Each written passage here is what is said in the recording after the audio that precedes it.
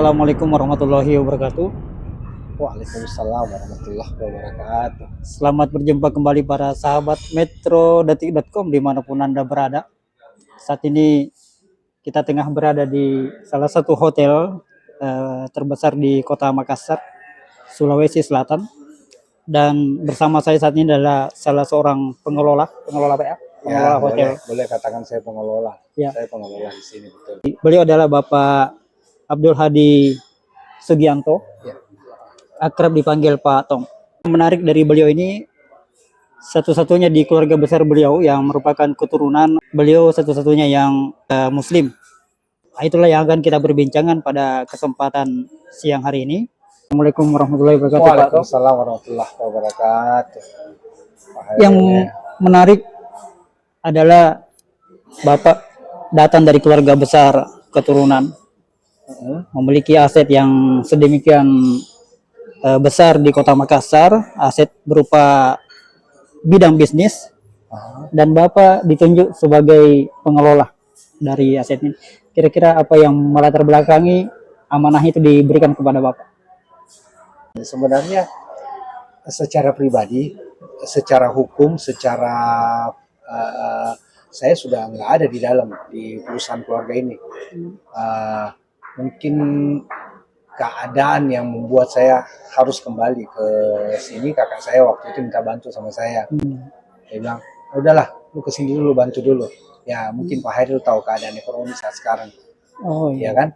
Nah, termasuk salah satunya imbasnya juga perusahaan keluarga saya yang sudah saya tinggalkan ini juga dalam keadaan yang tidak terlalu bagus. Nah, makanya saat sekarang saya ditunjuk kembali ke sini untuk membantu menyelesaikan. Semoga Allah mudahkan semua, semoga bisa selesai dengan baik semua. Apalagi setelah corona kemarin itu banyak sektor yang terpuruk, apakah usahanya Betul. Bapak ikut mengalami Oh hal iya, pasti di mana-mana semua, apalagi perhotelan. Tapi alhamdulillah Hotel Harper sangat terbantu semua.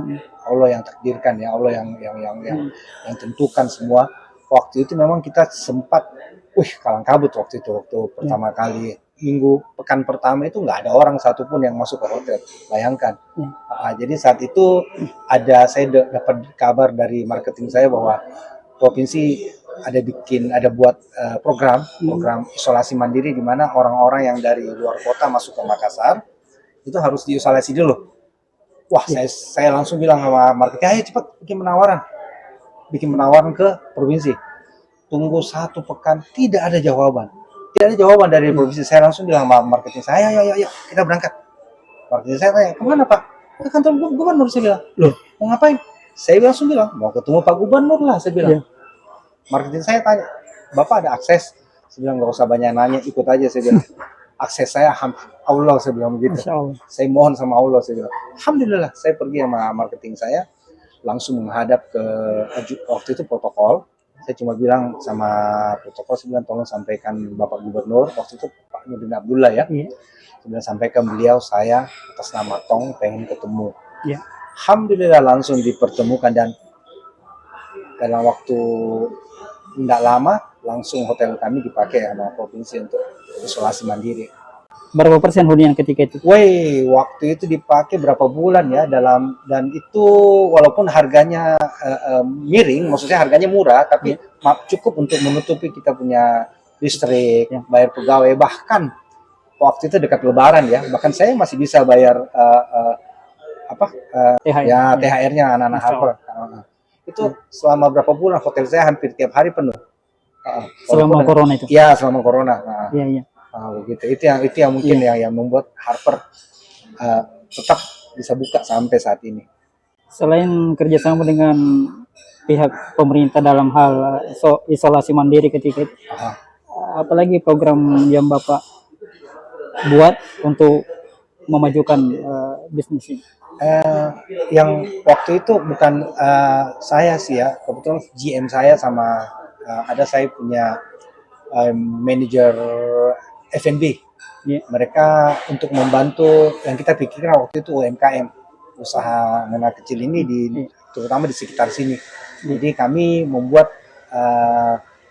membuat kayak menerima mereka punya produk untuk kita pasarkan di hotel, terutama produk-produk makanan ringannya. Jadi di mana makanan ringan tersebut kita taruh di kamar-kamar.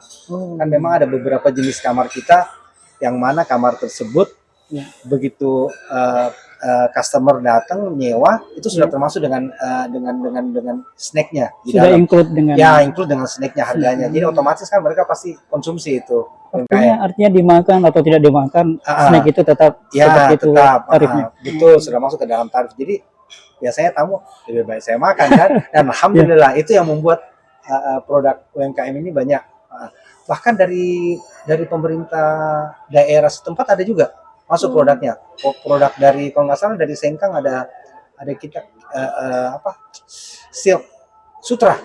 Nah, ada sutra juga ada dipajang di sini. Selain memajukan usaha sendiri juga membantu UMKM untuk ikut maju bersama ya. Betul, ini usul dari GM saya sama manajer F&B saya. Masya Allah, banyak sekali membantu dan alhamdulillah tamu-tamu pun nggak perlu keluar ya, kayak mau beli makanan khasnya sini, kayak makanan ringannya sini, markisa, kopi Toraja ada semua di Harper. Semua ada, semua produk UMKM semua. Dan tentunya apa yang dilakukan Pak Tong ini membuat keluarga besar lebih makin percaya kepada Pak Tong untuk mengelola bisnis ini, Pak ya. Ya, alhamdulillah memang saya kan keluarga saya kakak adik cuma sedikit, kakak saya satu, adik saya satu, saya tengah-tengah. Dan semuanya non Muslim. Ya semuanya. Makanya saya mohon doanya, mohon doanya semoga Allah kasih mereka hidayah Islam. Baru-baru ini saya sudah sering terutama ke mama saya, ibu saya. Baru-baru saya ada jenguk beliau di Surabaya. Sempat ada pertanyaan dari keluarga saya, kita sempat ngobrol tentang agama Islam. Sempat ada pertanyaan muncul, katanya kalau masuk Islam, kalau orang-orang yang tidak masuk Islam itu tempatnya di neraka. Dan saya jawab, itu yang saya yakini, itu yang diajarkan dalam Islam. Saya bilang sama mereka, makanya kenapa hampir setiap saat saya anjurkan kalian semua untuk masuk Islam. Semoga Allah kasih mereka hidayah, itu aja. Sampai mama saya dia senyum waktu saya bilang. Saya hampir tiap hari, hampir setiap saya ketemu mama saya itu saya akan sampaikan sama dia, Nak, saya anjurkan dia untuk mengucapkan kalimat syahadat. Itu yang Ibu tidak merespon negatif dengan ajakan itu? Enggak. Alhamdulillah enggak. Di beliau cuma kadang senyum, diam, gitu. Tapi semoga Allah kasih dia hidayah. Semoga Allah memberikan hidayah. Betul. Itu paling utama. Kalau tidak bagaimana saya bisa kumpul nanti sama mereka. Bagaimana Bapak menjaga toleransi dengan keluarga yang notabene mayoritas non-Muslim itu? Awalnya memang berat awalnya apalagi awal saya kenal sunnah itu kan dari teman-teman Sudiang ya, teman-teman Pak Ilsan, mereka yang awalnya saya kenal. Awalnya saya paham bahwa sunnah itu kayak bagaimana saya terapkan dalam hidup saya, itu awalnya memang berat.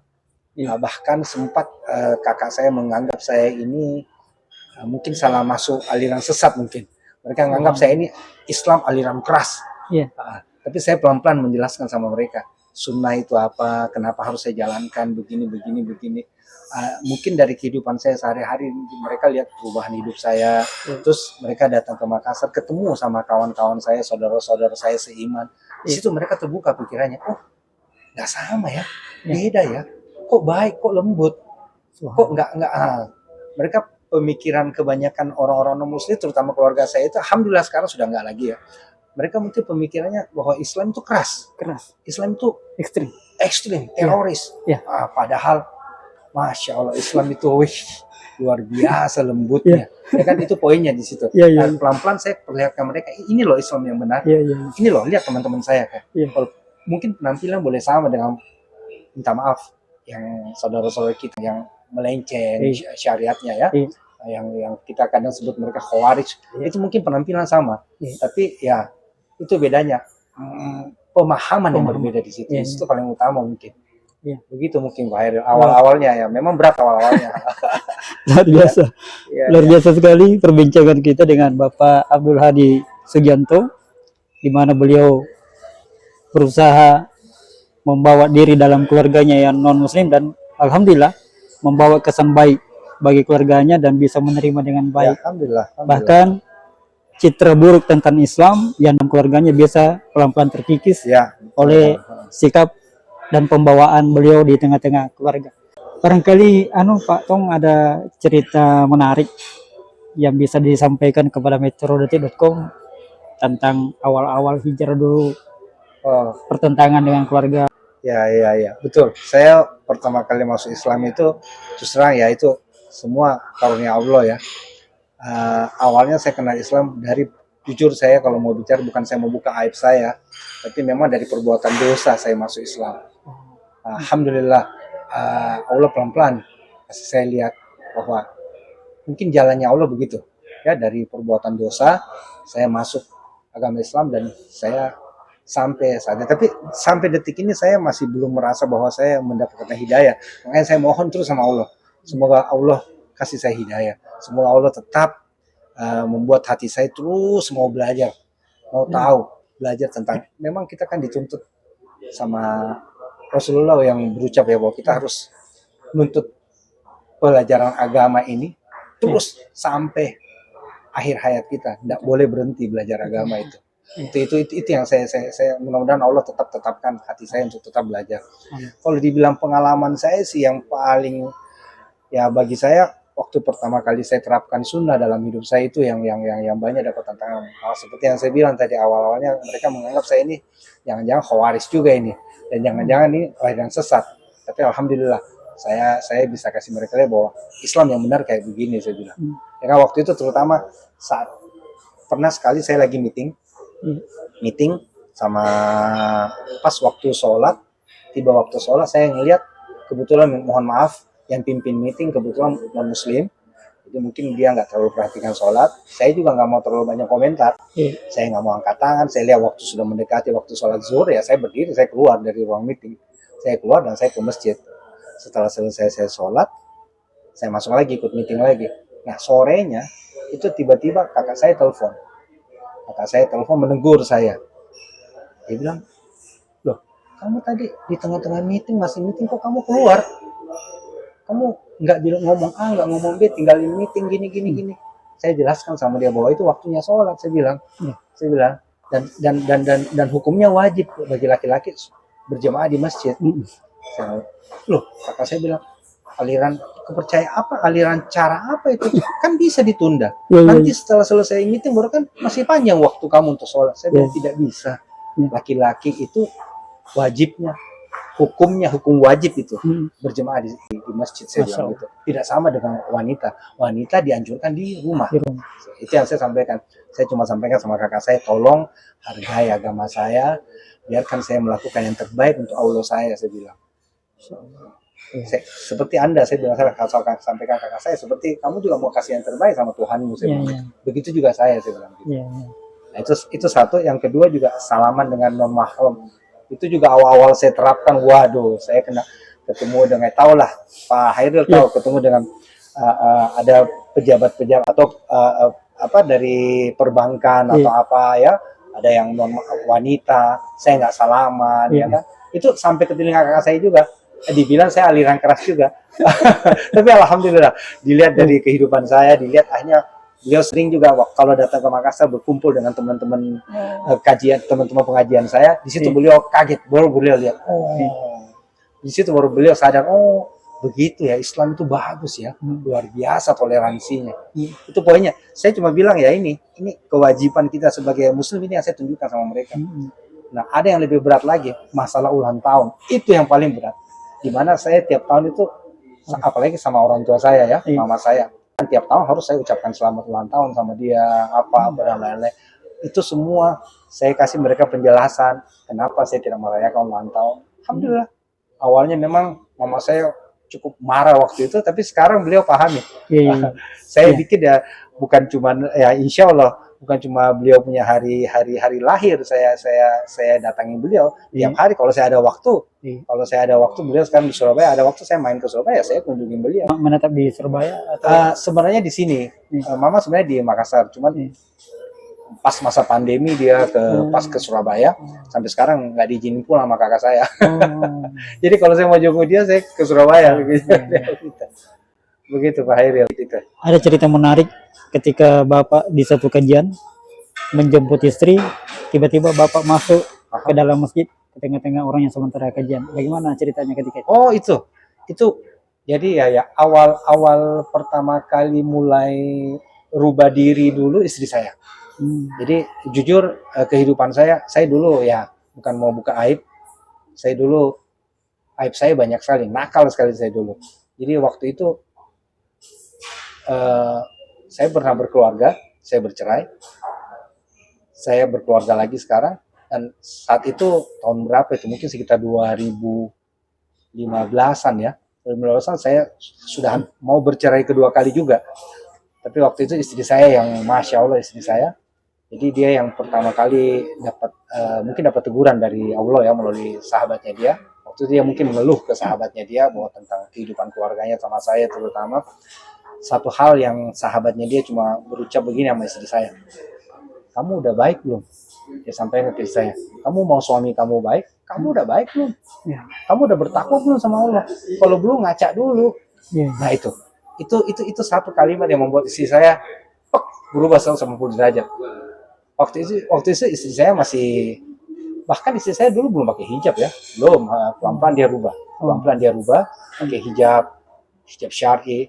Alhamdulillah sekarang sudah pakai nikah, pakai cadar juga. Alhamdulillah. Jadi awalnya begitu. Jadi awalnya istri saya juga akhirnya dia dulu yang belajar agama. Dia datangi majelis taklim. Waktu itu dia sempat belajar di daerah di Bajirupah. Iya. Awal-awalnya di situ. Iya.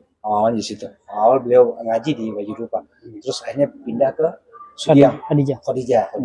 Nah, awal-awal terus dia nggak capek-capeknya bilang masa, ayo kita ngaji, belajar gini. Saya nggak pernah mau.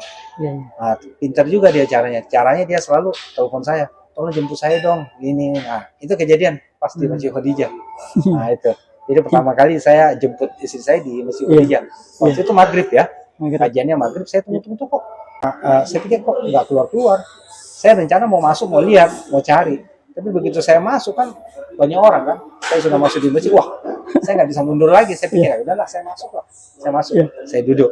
Begitu saya masuk, saya duduk, saya ngelihat sekitar saya, wah kaget saya. Semua berjenggot, semua celana di atas mata kaki. Saya bilang, wah ini jangan-jangan saya masuk sarang teroris ini. Kan? Perempuan saya nggak lihat, rupanya perempuan di belakang atau di atas, ya saya nggak lihat. Jadi saya tanya sama orang-orang yang di masjid, kalau wanita di mana? Oh, wanita di atas, Pak. Saya bilang belum selesai kayaknya. Saya pikir ya, waktu itu belum selesai, saya duduk aja dengar. Nah, mungkin itulah kuasa Allah. Pas saat itu kajiannya tematik.